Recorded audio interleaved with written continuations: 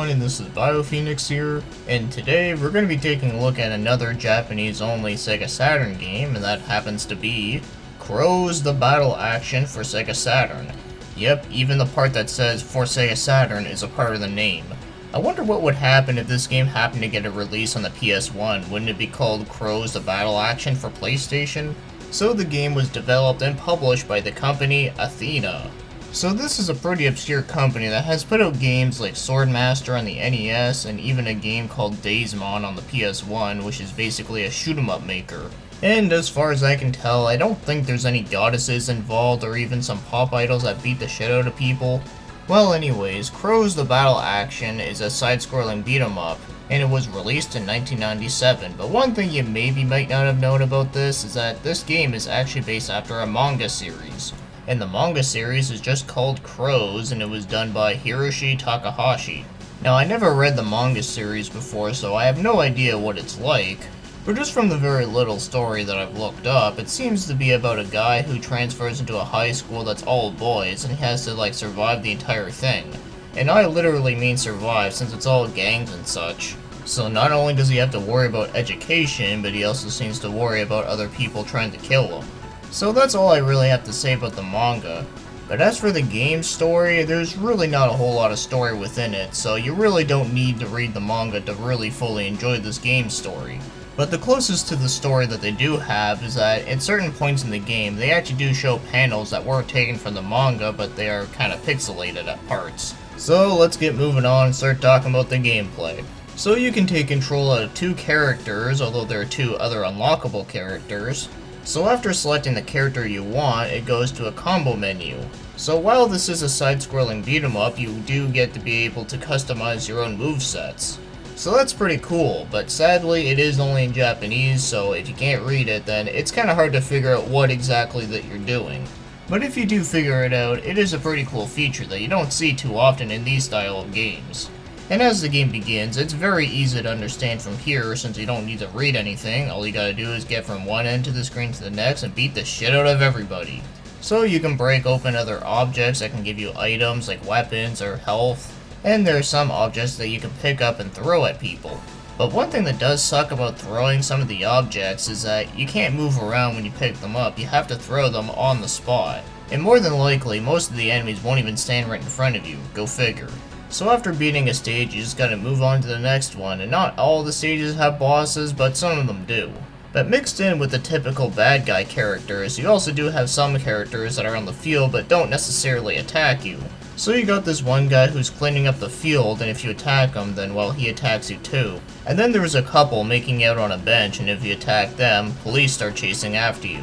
Kinda seems like something you would do in a GTA game. And after you complete one character's route, it's move on to the next one, and then you get to unlock the other two. So it's pretty standard beat-em-up action stuff.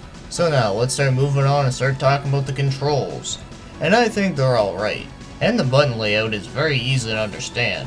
So you walk with the D-pad, run by tapping it twice. You can jump, you have a button for punch, and you have a button for kicking, a block button, and even a taunt.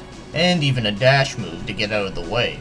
And they are responsive, but they are a little bit slow at times. So getting into the right rhythm of things can take some time to get used to. But I wouldn't say that they're horrible though. It's just a minor complaint. But one issue that I do have with this game is that whenever you do hit an enemy, they usually tend to bounce back, and because of this, it makes using the combo system really hard to do. So it seems weird that you can edit your own combos, but yet you'll rarely ever use them. It's a shame, really. But other than this, I do find that the controls are not too bad. So of course there are some things that do need to be improved upon, but at least it is very playable. So now let's start taking a look at the other things, like the graphics. And personally to me, I find that the graphics in this one are pretty interesting looking. So all the characters kinda look like bobbleheads or what some might say chibis. But the one thing I do like about them is that they are very colorful and well drawn. In fact, this game's style kind of reminds me of the Kunio-kun games, which is also known as games like Renegade or River City Ransom. So I do kind of like that approach to it. And this is coming from someone who's not a big fan of chibi style, but I do kind of like the way that this one looks, because it is pretty well drawn. And I do like some of the backgrounds within this game, even though some of them do repeat, but at least they do look pretty nice. Also, this game has some pretty funny stuff going on, like in the background in this stage you see the graffiti saying "fuck you." I know it says FUK, but come on, it's clearly to tell that it says fuck. But I really don't think there shouldn't be any issues over this one little thing, considering that there is a perfume company called Fuck. But the one last other thing I should mention that I did find funny in this game is that one of the boss characters, once he knocks you down, he ends up sticking out the middle finger. Now that's something you didn't see very often within this time of gaming, or at least not flipping the bird on purpose anyways. So overall, I do find that the graphic style for this game is quite interesting, and I do kinda like it. And as for the game's music, I find it to be pretty damn awesome. So most of the songs consist of hard rock, which does suit the game very well. But as good as the stage musics are, sadly I do find that the boss musics are kinda lacking.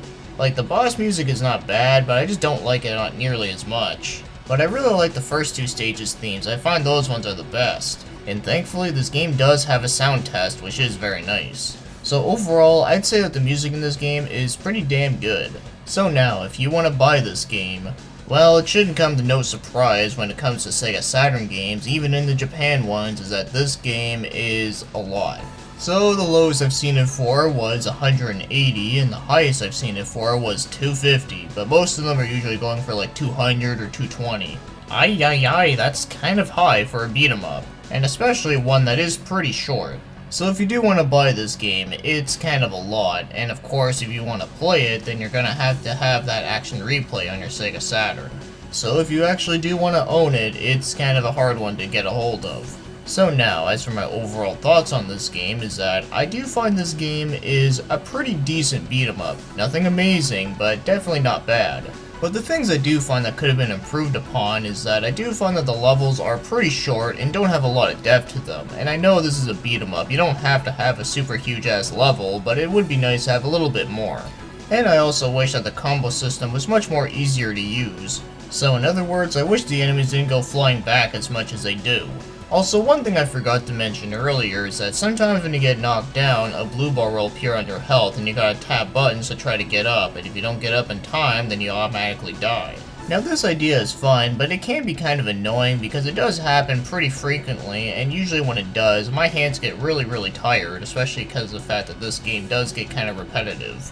Also, the game's weapons are nothing all that special. It's the typical, like, pipes and knives. I kind of wish there was a little bit more to that, but that's just a minor thing. But despite some of the annoying issues that this game does have, I do think that this game is still enjoyable. I wouldn't say it's an amazing beat 'em up like Final Fight or Streets of Rage, and I also wouldn't say it's worth $200 fun. But it is a pretty decent obscure beat 'em up that doesn't really get talked about much, and I do find that the graphics and music are still really good. So if you at least want to try the game out on emulation, the game does actually work really well and doesn't have any glitches or anything, except for that some of the music doesn't play at certain parts, which is kind of weird, but other than that though, there is really no issues whatsoever. But I was able to listen to the music thanks to YouTube, and the audio select still works. Now, one last thing I do want to mention before we end it here is that this game actually did get a revived title on the PS4, but only in Japan, and it was called Crow's Burning Edge. And instead of a beat 'em up, it's an action-adventure game done by Bandai Namco. But it is nice to know that a pretty obscure series is still around. So with that being said, Crow's the Battle Action for Sega Saturn is a pretty decently fun beat 'em up, but I wouldn't say it's anything amazing. So when it comes to Sega Saturn beat 'em ups, I think I'd just play Pooley Rule Law because that game is just crazy as fuck. So with that being said, that'll be the end of this review, so thanks for watching and commenting, and have yourselves a great day.